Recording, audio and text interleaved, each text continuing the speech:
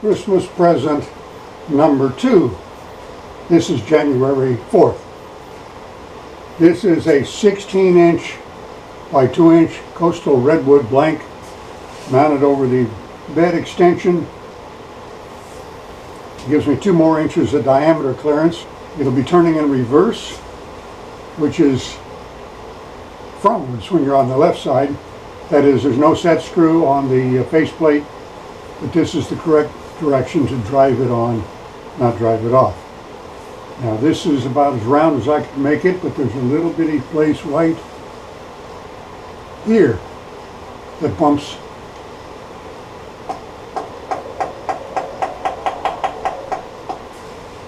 just barely. I think I'm going to ignore that. Probably brought the lathe out this way a little more. I think I'll do that.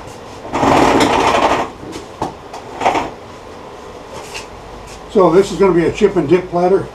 This gives me my diameter of the center pedestal.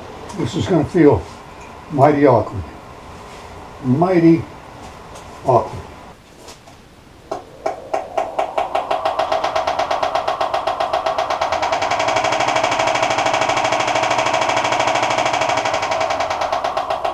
Let's see, there's a formula for this. 9,000 divided by 16. Can't do that in my head.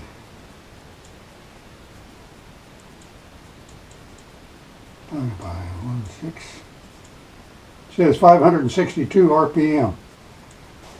This will be 583 RPM, half-inch bolt or half-inch spindle gouge to start.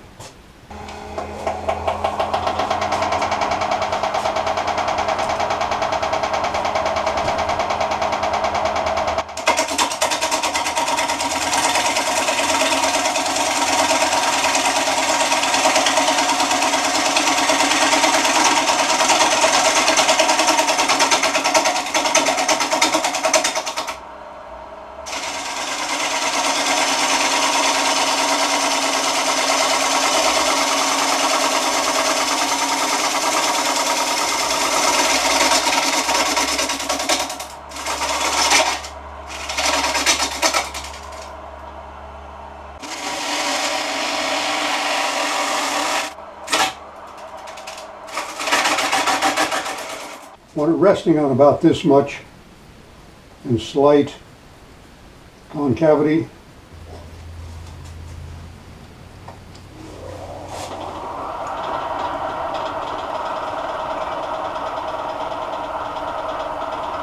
With both the lathe and the camera in unfamiliar positions, I wasn't aware that I had my head blocking most of the action.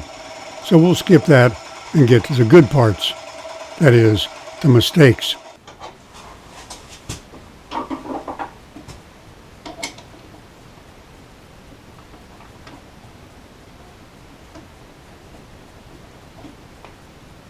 Oh, made that a little too small.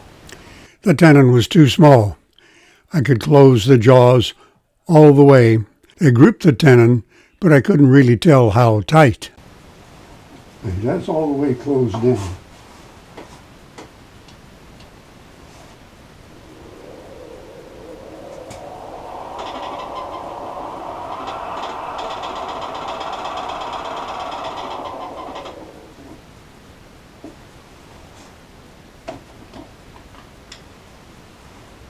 Another 1/2 millimeter smaller might have been screwed there. If the tenon had been just a hair smaller, it wouldn't fit the big chuck. I could have simply made it even smaller to fit a smaller chuck, but on a piece this size, I did not want a small tenon. It's time for sanding. So I'm going to go in forward and hope it hangs on. On the left end of the lathe, reverse is forward and forward is reverse, as far as spindle threads are concerned.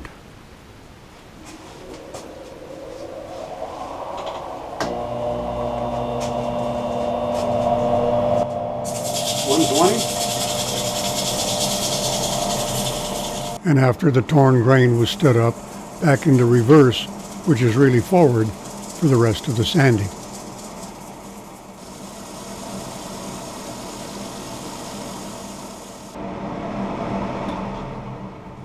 So what I've done is I filled the rough grain with sanding dust, just hand sanding. I'm going to put on sanding sealer, cement that sawdust in there, fill those holes right up.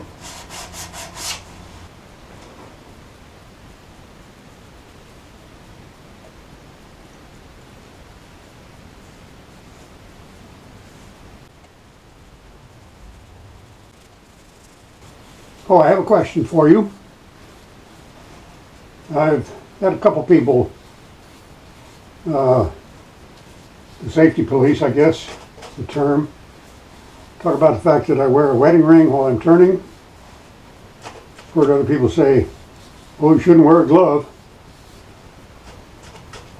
I don't know why on either one. Now, if you know of a good reason not to wear a wedding ring or a glove to protect your hand from hot chips, that also covers the wedding ring, so there goes that problem. But I don't want to hear, oh, it might get caught and damaged. Might tear your finger up. I don't want generalities. If you know of a specific hazard, how that ring might get caught on this thing or anything else. If you know of anyone who has been hurt on a lathe because they were wearing a ring, not if your ex-girlfriend's second cousin knows somebody who got hurt. If you know firsthand somebody's been hurt because they were wearing a glove or because they were wearing a ring, please let me know. Don't know if I'm going to do anything about it because this ring hasn't been off in so many years. My knuckles are bigger than the ring. I'm not going to cut it off every time I come to the lathe. Don't intend to cut my finger off either. We'll let this dry for a while and come back to it. It's been about an hour, I think. Feels pretty dry. I'll do 180, 240, 320, then turn this around. Another thing I did, since this makes firm contact at the same time it's completely closed, there's no way of knowing exactly how firm that contact is. So I put a little piece of black electrician tape in the center of each jaw, not on the shoulders, but just in the gripping surface. Because when this is closed, the centers of the jaws make contact first, not the corners. So that will give me, between the two of them opposite each other, 1/4 of a millimeter more tightness, maybe. I don't know.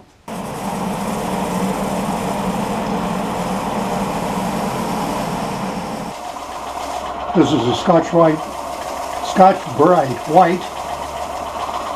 It doesn't look white, but that's what it started out as. Burnish this some.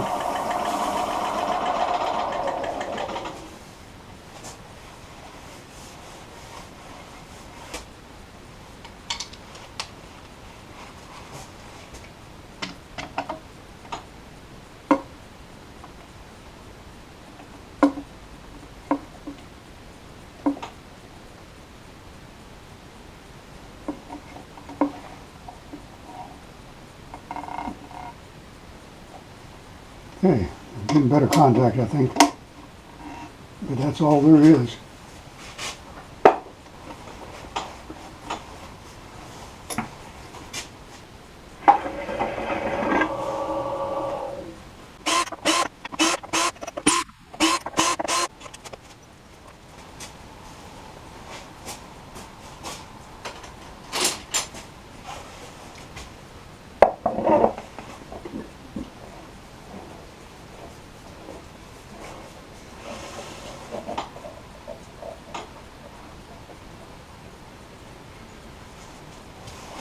Something's not right here. If I crank this down tight, it pinches the bearings and it won't turn. There's no set screw on there. I think it's time to go read the manual again. Well, the problem is I should have read the manual because it's been a long time since I've used this extension. You don't put the things directly on here, you put this adapter on there. it has set screws. So you can get the right bearing tension. Just like that. So how I got away with the faceplate directly on there, it just happened to fit in there. So this is why it is not necessary to remove the indexing screw, which I did because it was in the way, because I forgot the adapter. When in doubt, read the instructions. I should have realized something was missing when I had to remove the index knob. Should have, but didn't. So I had to make instruction manuals for feeble-minded folks, which at some point in our lives constitutes just about everybody.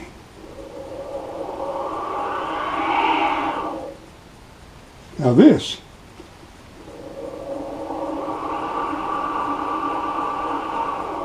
does not appear to spin true.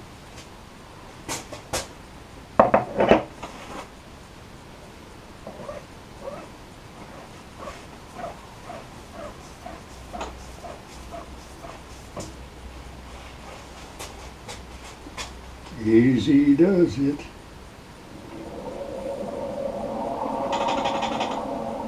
Nowhere near true. The shaft spins true. So this side is high. I thought I'd put a shim between the adapter and the chuck. And maybe this will work. Matchbook cover. I spent 10 or 15 minutes adjusting, fiddling, and finally settled on the doubled matchbook cover to force the chuck into line. Just barely.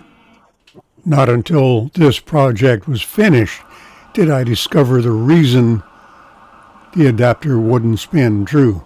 And I'll go with that. It'll be the 5/8 bolt gouge again, I think. I have to go down far enough to get rid of all the screw holes. It's like the outer screw hole is going to be right in the rim of this. This will make the rim just outside the screw holes.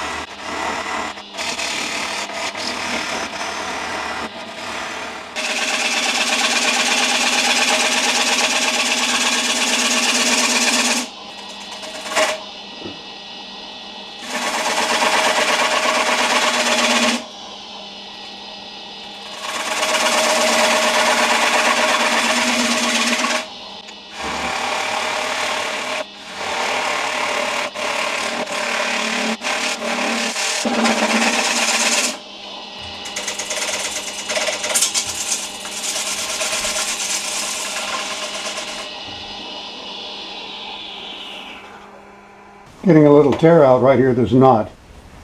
So I'm going to do a lot of sanding on this. Good thing it's soft wood.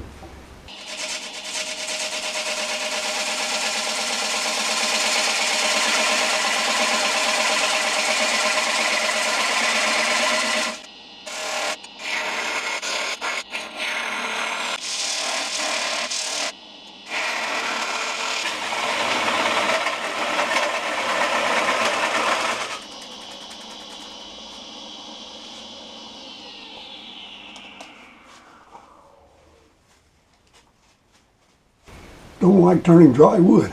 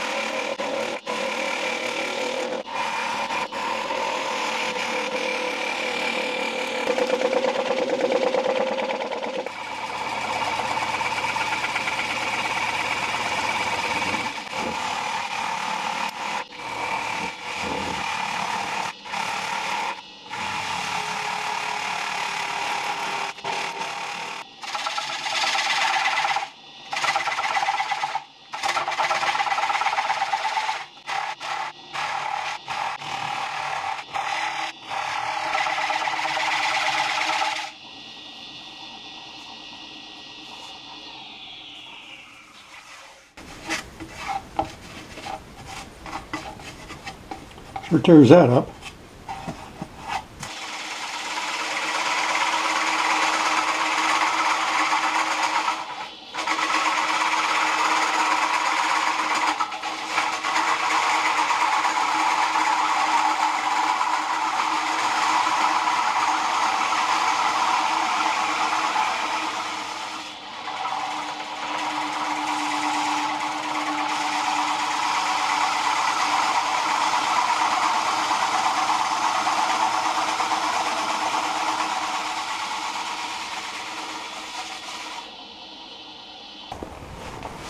A lot of folks, including me, tend to look down on carbide because they're kind of crude instruments, but carbide is just another scraper. And right now that's what I happen to need, right out here in this corner.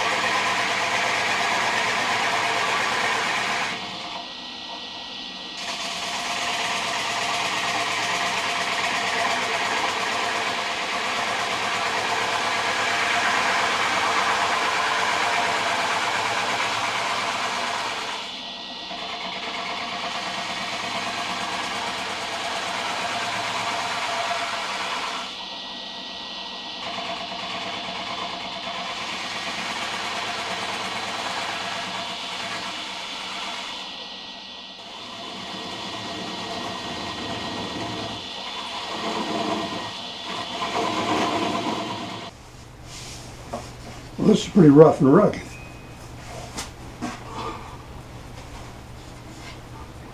But that's what sandpaper's for. Larger than necessary, but it ate up the screw holes. So, lots of sanding. We'll start out with 60 grit for obvious reasons. Open the door to get some airflow when I turn on the fan.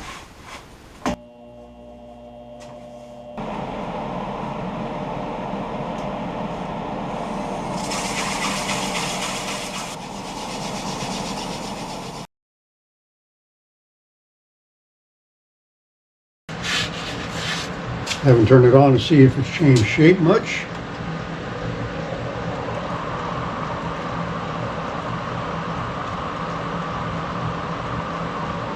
It has a little bit. I hope it sits flat.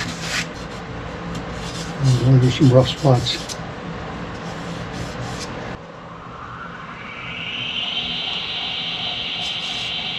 Spins true in the middle.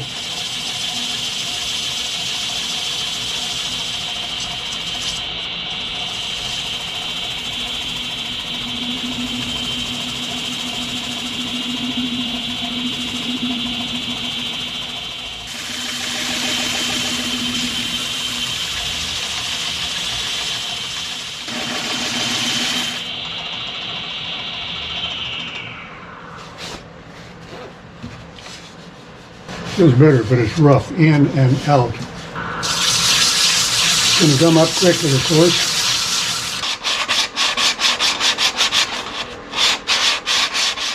We'll get in there with 120, essentially starting over, but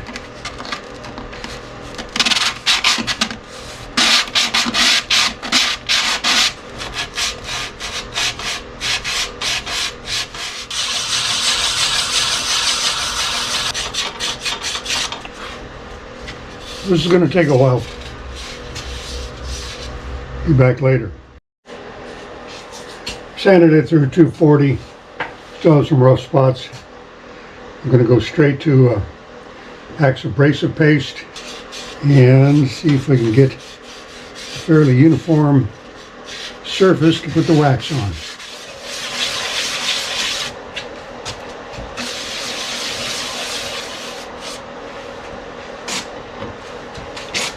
Okay, I think that's pretty good coverage.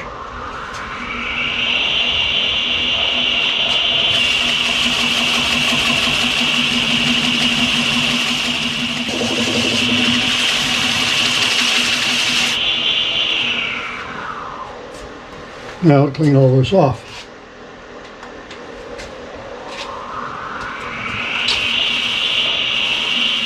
Start with a rag, and then we'll use a clean white paper towel, make sure it's all off.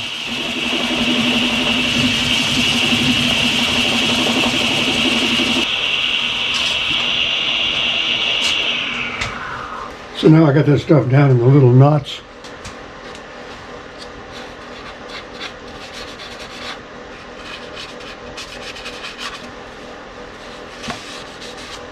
Try to get as much of that as I can out. And wiped off. Now the wax. Axe carnauba based wax. Doesn't take much. I might have to put 3 feet on this thing to get it to sit on the table. It's like a bent bicycle wheel over here.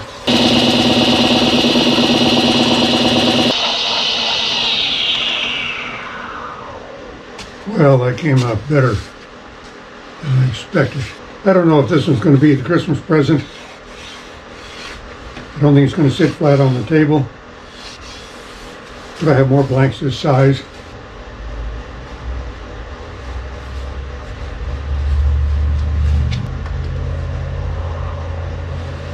I want a lot of speed here because I do not want to generate heat and take that wax off.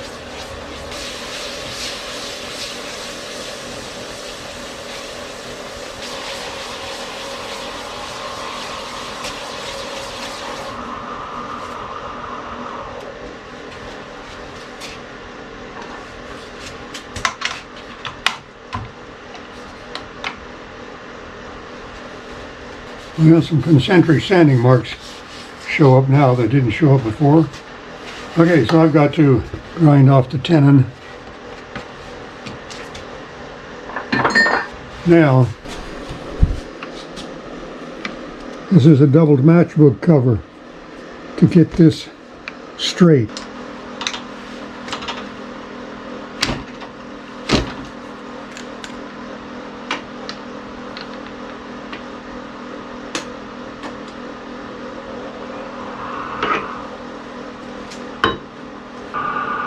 By that center hole, this is not turning true. I wonder if I can straighten that out with the order in which I tighten the set screws. You see the wobble there. So it's close here.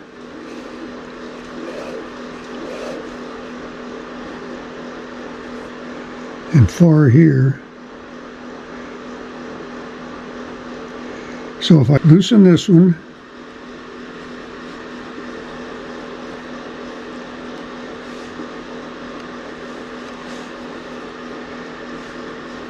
turn it 180, tighten this one,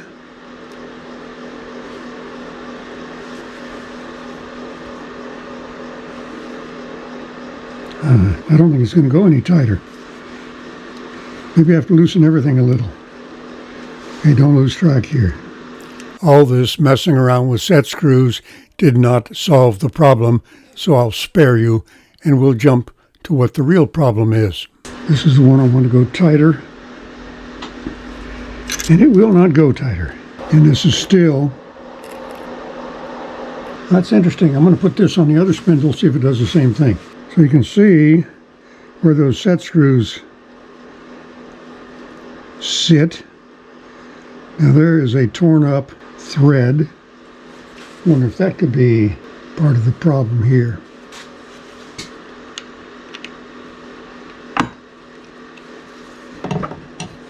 With nothing on the left-hand spindle, the spindle is free to move to and fro within the bearings.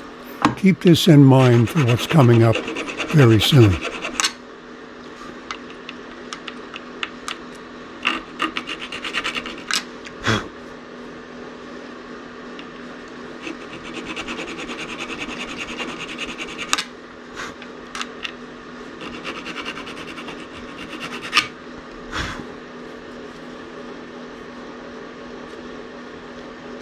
I'm going to put that back on now, see if I can get it even.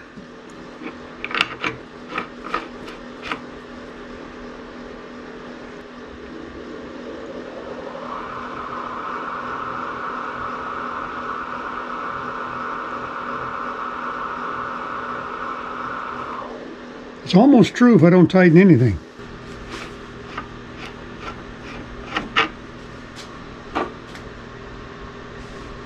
This is also the bearing retainer.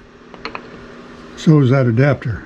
So you have to have one or the other on here.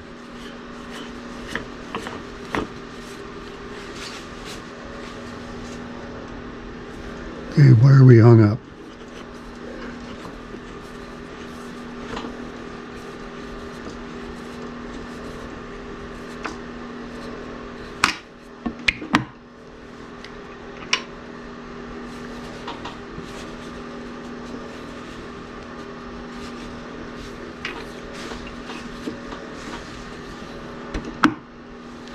I think that's what it is. That is loose. Usually when these set screws are up flush, they're clear of everything underneath.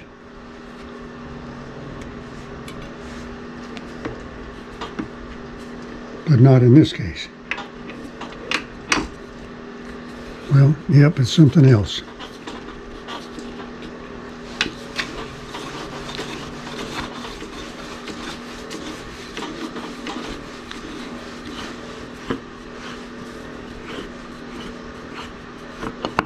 Something stripping metal, a torn up thread there.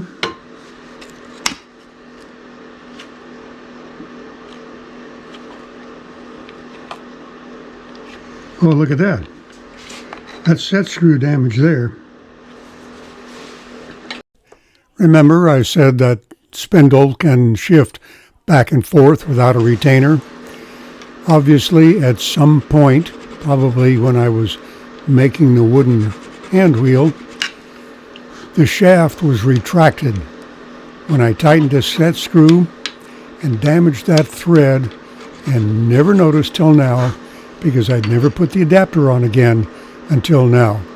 And with the hand wheel wobbling a little bit, I never noticed.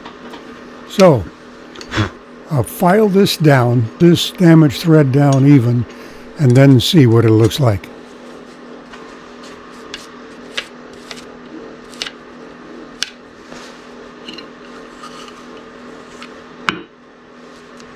These set screws are thoroughly withdrawn. Not an obstacle.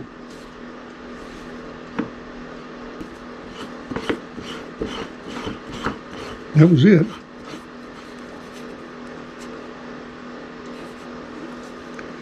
Now this has to be snug enough to prevent slack. That is left-right slop. Like that's not tight enough. I'm going to be right there.